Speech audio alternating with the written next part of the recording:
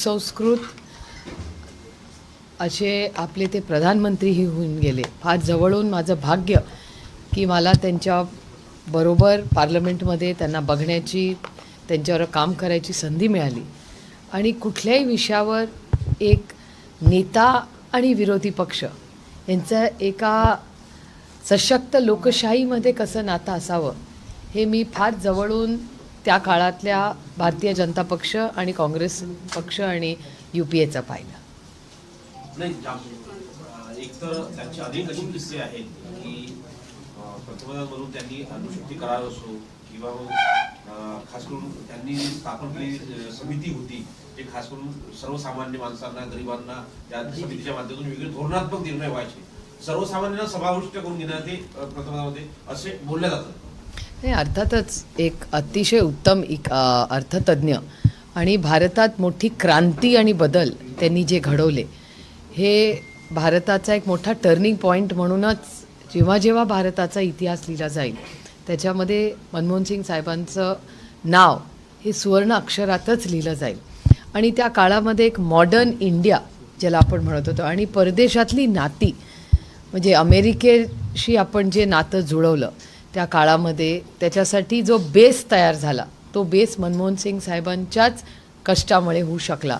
त्यानंतर डॉक्टर अनिल काकोडकर साहेबांचे आणि मनमोहन सिंग साहेबांचे अतिशय जवळचे संबंध आणि त्यानंतर जो US अग्रीमेंट आपण ते अमेरिकेबरोबर केलं त्यामध्ये काकोडकर साहेबांचं मनमोहन सिंग साहेबांचं जे नातं होतं प्रेसिडेंट अमेरिकेबद्दल की एक विश्वासाचं नातं पण त्याच्यात प्रेमही होतं. ते फक्त ट्रान्झॅक्शन नव्हतं दोन देशांचं, ते प्रत्येक त्या मीटिंगमधल्या फोटोमध्ये चर्चेमध्ये आपल्याला सगळ्यांना दिसलं.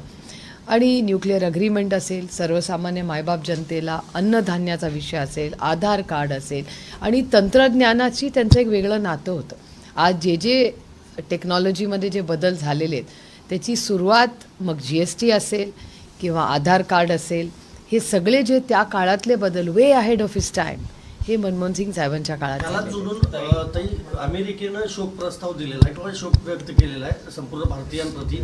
त्यामध्ये त्यांनी कौतुक केलं आहे. उत्कृष्ट चॅम्पियन हा शब्द मनमोहन सिंग यांना वापरलेला आहे. अर्थातच म्हणजे मोदींनी पण त्यांच्यावर टीका केली आणि 14 पूर्वी पण त्यांच्यावर टीका केली जायची, पण अमेरिकेनं त्यांचं कौतुक केलं आहे. त्याबद्दल मला काही आश्चर्य वाटत नाही, कारण का मनमोहन सिंग साहेब हे फक्त एक भारताचे प्रधानमंत्री नसून एक ग्लोबल लीडर होते. आणि अतिशय मी मगाशीच म्हणलं तसं की अमेरिकेशी जे नातं म्हणजे प्रेसिडेंट ओबामाच्या पुस्तकामध्ये त्यांना मनमोहन सिंग साहेबांना त्यांनी गुरु मानलेलं आहे. म्हणजे one of the finest economist in the world. म्हणजे देशात तर होतेच ते, पण जगातले इकॉनॉमिस्ट म्हणून त्यांची एक वेगळी ओळख होती. आणि अमेरिकेचं आणि त्यांचं नातं अतिशय, पण मी म्हणले ज्या अमेरिकेचं आणि आपलं जे नातं आज आहे त्याचा जो बेस झाला तो सगळा बेस मनमोहन सिंग साहेबांनीच केला. राज्यसभा खासदार संजय सिंग यांनी त्यांना भारतरत्न देण्याची मागणी केली. हो, अर्थातच, म्हणजे तो रत्नच आहे, काही वादच नाही त्याच्यात. केंद्रीय कृषी मंत्री म्हणून शरद पवार यांनी त्यांच्या मंत्रिमंडळात मोठं काम केलंय, त्यावेळेस देखील आपण इथे होता. काही व्यक्तिगत अनुभव आपल्याला सांगायच्या भावना कशा पद्धतीने? मला असं वाटतं की एक तर कॅबिनेटमध्ये आदरणीय पवारसाहेब आणि मनमोहन सिंग साहेबांचं एक वेगळी केमिस्ट्री होती. म्हणजे 10 वर्ष दिवसातून 5 दिवस ते भेटायचेच, कारण का CCPA असेल, कॅबिनेट मीटिंग्ज असतील, असे अनेक वेगळ्या कमिटीजवर ते दोघेही होते. त्याच्यामुळे 10 वर्षात एकही सोमवार तो शुक्रवार असा गेला नसेल की ते दोघं एकमेकाला भेटले नाही. आणि एखाद्या सहकार्यालाही मान सन्मान कसा द्यायचा, कॅबिनेटमधल्या प्रत्येक व्यक्तीचं शांतपणे ऐकून घेऊन मगच निर्णयावर यायचं, ज्याला एक डेमोक्रॅटिक आवाज प्रत्येकाला, म्हणजे प्रत्येक मंत्र्याचा मान सन्मान आणि त्याला समानतेने जी वागवायची सुसंस्कृतपणा होता तो मनमोहन सिंग साहेबांमध्ये होता. त्यांना प्रचंड वाचनाची आवड होती. अनेक वेळा आदरणीय पवारसाहेब त्यांना पुस्तक पाठवायचे. त्यांनी एखादं पुस्तक वाचलं तर ते आदरणीय पवारसाहेबांना स्पेशली मार्क करून पाठवायचे की हे वाचलं, मला हे जास्त आवडलं, जरूर वाचा.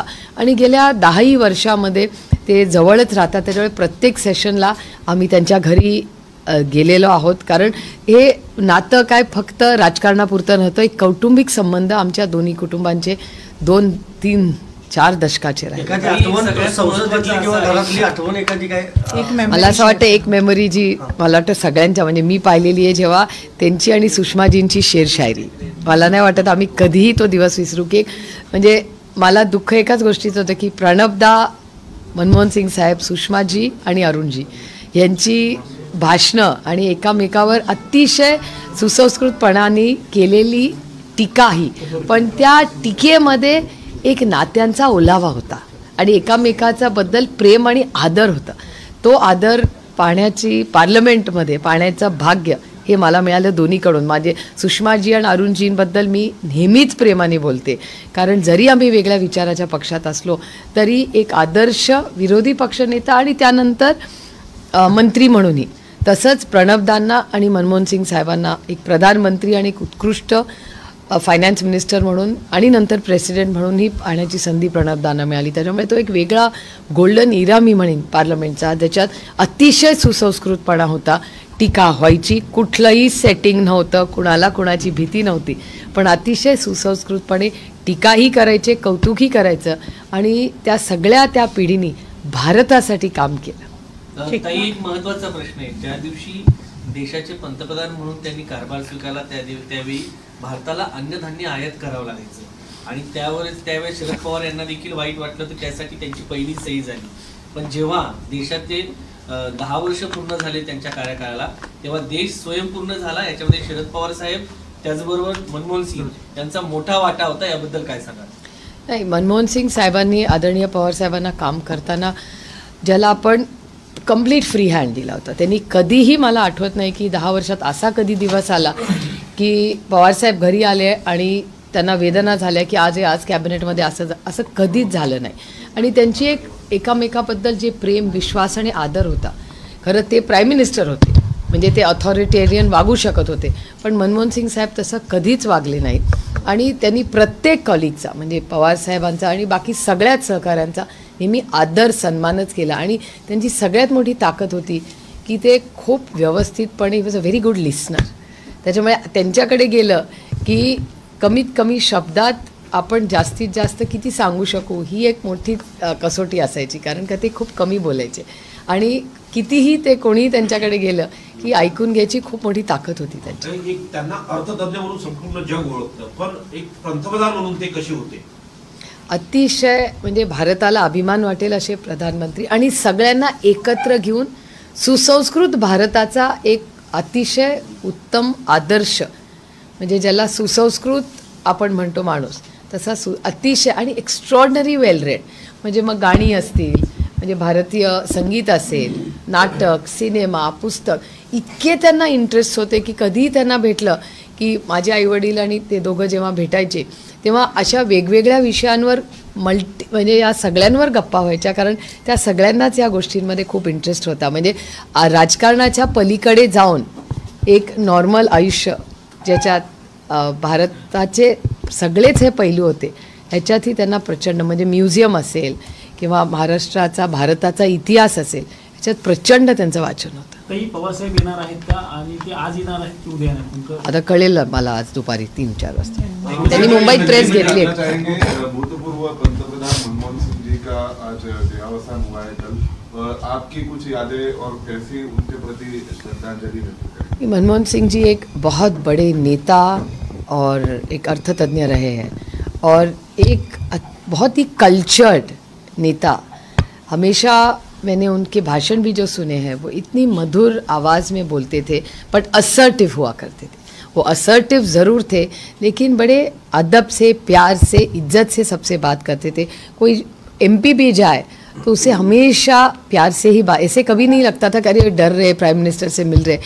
बहुत प्यार से उन्होंने हम सबको और विपक्ष को भी जोड़ के रखा था. सेशन में साथ में रहे हैं, मतलब आते जाते भले ही लोकसभा और राज्यसभा का अंतर है, पर कोई ऐसा पल जो आपको नहीं, तब अंतर नहीं था लोकसभा राज्यसभा में. तभी एक सेंट्रल हॉल हुआ करता था और उस ज़माने में राज्यसभा और लोकसभा बहुत मिलते थे और हमारे रिश्ते भी तभी गहरे हुए क्योंकि सेंट्रल हॉल का कल्चर ही वही था कि राज्यसभा और लोकसभा मिले, देश के बारे में, क्षेत्र के बारे में एक दूसरे से बात करें और देश के लिए हम सब मिलके काम करें.